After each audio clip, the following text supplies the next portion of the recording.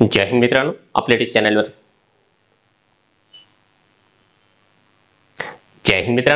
YouTube चॅनलवर मी सर्वांचं मनापासून स्वागत करत आहे।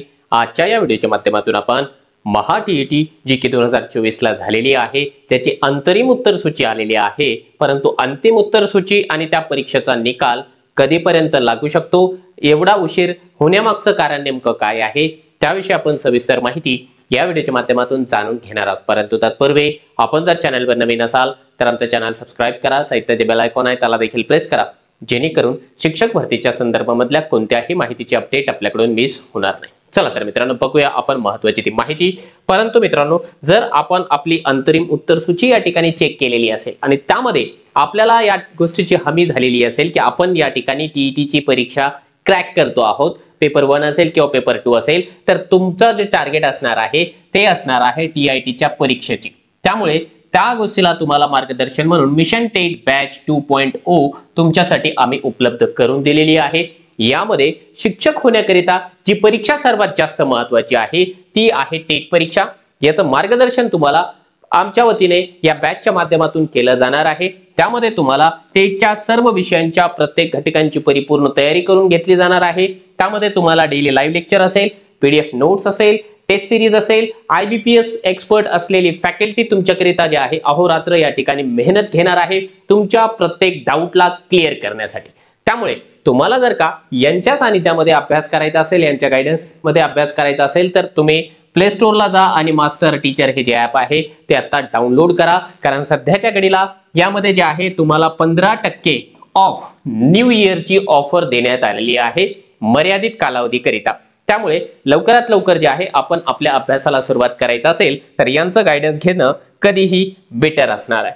आता मित्रांनो, आपल्या सर्वांना एक गोष्ट या ठिकाणी माहिती आहे की याच्या पूर्वी महाराष्ट्र राज्य परीक्षा परिषद पुणे यांच्या वतीने महा टीईटी 2024 घेण्यात आली।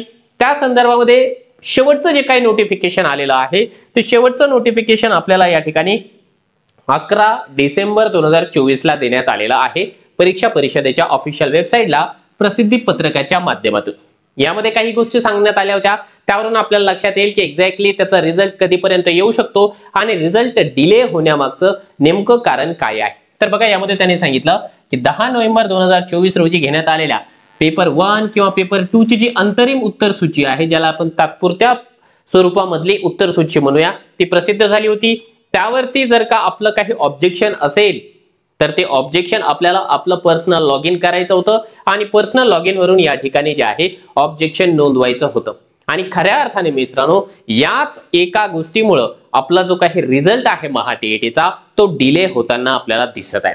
कारण जर आपण एक गोष्ट या ठिकाणी बघितली तर महा टीईटीच्या पेपर 1 असेल किंवा पेपर 2 असेल आणि त्यातल्या त्यात सर्वच माध्यम, Marathi medium, Hindi medium, Urdu medium किंवा इतर जे माध्यम आहे, प्रत्येक माध्यमामध्ये बरेच असे प्रश्न आहेत की ज्याच्यावर आपल्या उमेदवारांनी या ठिकाणी ऑब्जेक्शन घेतलेलं आहे। वेगवेगळी रेफरन्स बुक असेल, टेक्स्ट बुक असेल किंवा इतर जे काही पर्सनल लेखक आहेत त्यांची पुस्तकं असेल, त्याच्या माध्यमातून त्यांनी या ठिकाणी भरभरून ऑब्जेक्शन्स घेतलेले आहेत। आता ऑब्जेक्शन घेणं वेगळं आणि ऑब्जेक्शन जे आहे ते ऍक्सेप्ट होणं ही गोष्ट वेगळी आहे। त्याच्यामुळे जरुरी नाही की ते सगळे ऑब्जेक्शन जे आहेत ते ऍक्सेप्ट केले जातील, परंतु निश्चितपणाने काही प्रश्न असे आहेत ज्याच्यावरती डाऊट आहे, ज्याच्या आन्सर मध्ये जे आहे निश्चितपणाने आपल्याला बदल भविष्यामध्ये पाहायला मिळणार आहे। त्यामुळे त्यासाठी जे आहे 16 डिसेंबरची ही तारीख देण्यात आली होती आपल्याला ऑब्जेक्शन घेण्याकरिता।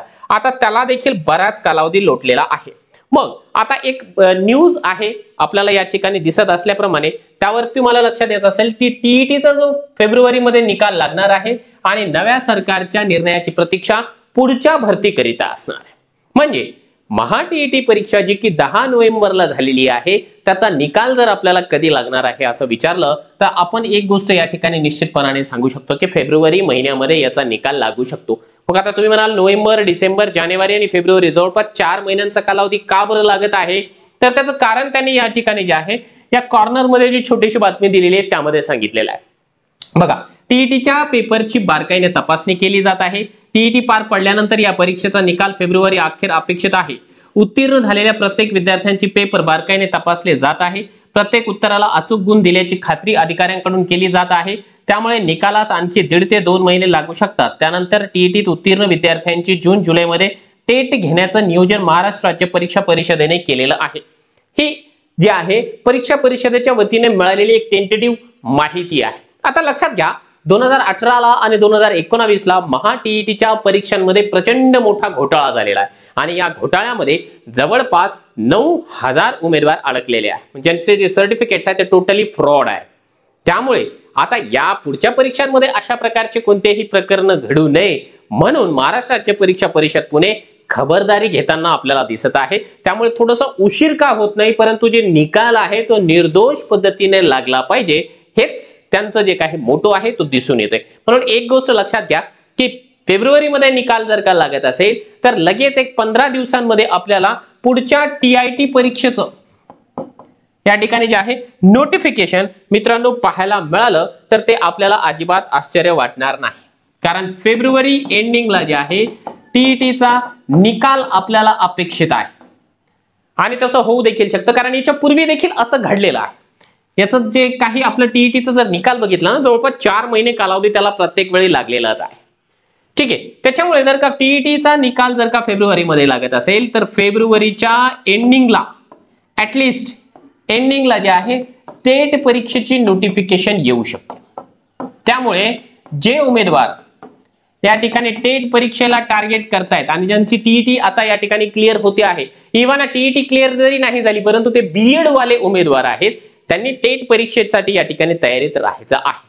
त्यामुळे आता निश्चितपणाने जवळपास 2 महिने आपल्या सर्वांकडे आहे जेणेकरून टीईटीचा निकाल पाहण्यासाठी आणि त्याच्यानंतर लगेच टेटची नोटिफिकेशन येईल आणि टेट परीक्षेची नोटिफिकेशन आल्याच्या नंतर अतिशय कमी कालावधी आपल्याला मिळतो परीक्षेकरिता, कारण लास्ट टाइम जे आहे फक्त जवळपास जे आहे 25 दिवस या ठिकाणी जे आहे IBPS ने आपल्याला दिले होते परीक्षेची तयारी करण्याकरिता, कारण या ठिकाणी नोटिफिकेशन आली की लगेच त्यांनी जे आहे या ठिकाणी परीक्षा देखील डिक्लेअर केली होती।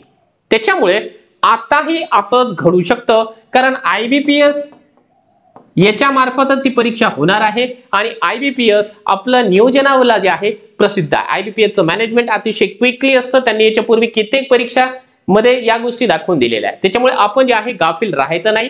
टीईटीचा निकाल कधीही लागो, आपण आपल्या परीने आता अंतरिम उत्तर सूची या ठिकाणी चेक केलेली आहे। आपण जर का या परीक्षेमध्ये पास करून घेत असाल तर आता या ठिकाणी जे आहे टेट परीक्षेची तयारी करायला आपल्याला अजिबात वेळ लावायचा नाहीये।